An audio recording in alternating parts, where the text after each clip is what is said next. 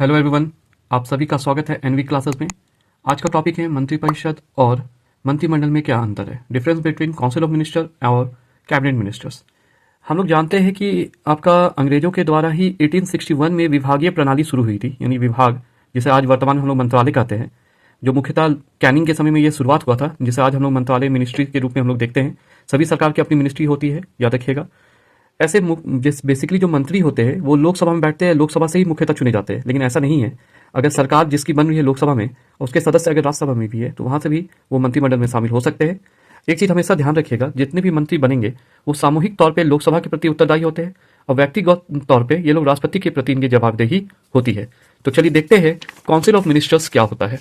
जैसा कि आप लोग यहाँ पर देख रहे हैं कि मंत्रिपरिषद, जिसको काउंसिल ऑफ मिनिस्टर कहते हैं, ऐसे मिनिस्टर 3 प्रकार के होते हैं, मंत्री 3 प्रकार के होते हैं, कहीं 4 भी होता है। यहाँ पर आप 4 देख रहे होंगे, लेकिन उसको मैं अभी एक्सप्लेन करता हूँ। जैसे आप लोग देख रहे हैं ये 3 प्रकार के मंत्री है। पहले जो मंत्री है उनको बोला जाता है कैबिनेट मिनिस्टर्स, दूसरे जो है उनको कहा जाता है राज्य मंत्री, तीसरे जो है उनको कहा जाता है उप मंत्री। ठीक है, ये जो तीसरे नंबर का मैं समझाता हूँ, पहले उप मंत्री, ये तीनों को समझते हैं। पहले कैबिनेट मंत्री वो होते हैं जब भी लोकसभा चुनाव खत्म होता है तो उसके बाद कैबिनेट का विस्तार होता है, यानी प्रधानमंत्री अपने मंत्रियों का चयन करते हैं जिनकी नियुक्ति राष्ट्रपति करते हैं। याद रखिएगा, जितने भी मंत्री हैं, जितने काउंसिल ऑफ मिनिस्टर है, सभी की नियुक्ति राष्ट्रपति करते हैं, लेकिन चुनते हैं प्रधानमंत्री। ये चीज़ को ध्यान रखिएगा।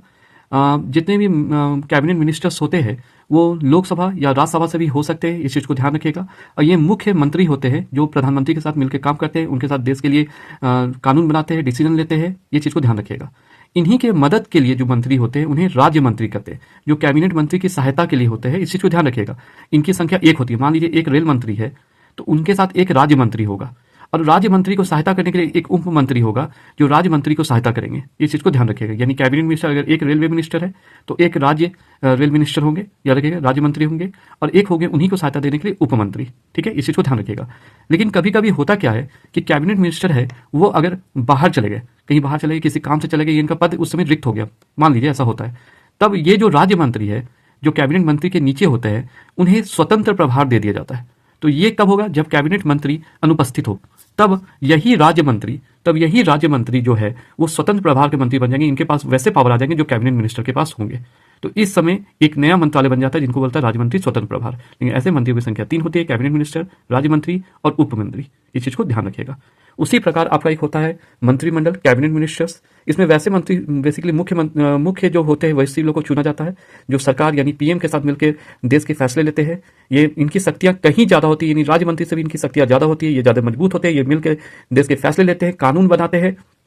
याद रखिएगा, जब भी पीएम कहीं जाते हैं या मंत्रियों का जो मीटिंग होता है, सुनते होंगे आज मंत्रिपरिषद का मीटिंग है, मंत्रिमंडल का मीटिंग है, तो मंत्रिमंडल में जो आते हैं वो मंत्री जो आते हैं वो यही मंत्री होते हैं, कैबिनेट मिनिस्टर होते हैं, जो पीएम के साथ मिलकर काम करते हैं। याद रखिएगा, जिनकी संख्या बोला गया है कि लोकसभा में जितने सदस्य है उसके 15% से ज़्यादा नहीं हो सकती। यानी जितने मंत्रियां हैं, मंत्री बन रहे हैं, कैबिनेट मिनिस्टर और राज्य मंत्री हो, वो लोकसभा के टोटल सीट्स का 15% से ज़्यादा नहीं हो सकता है। इस चीज़ को ध्यान रखिएगा।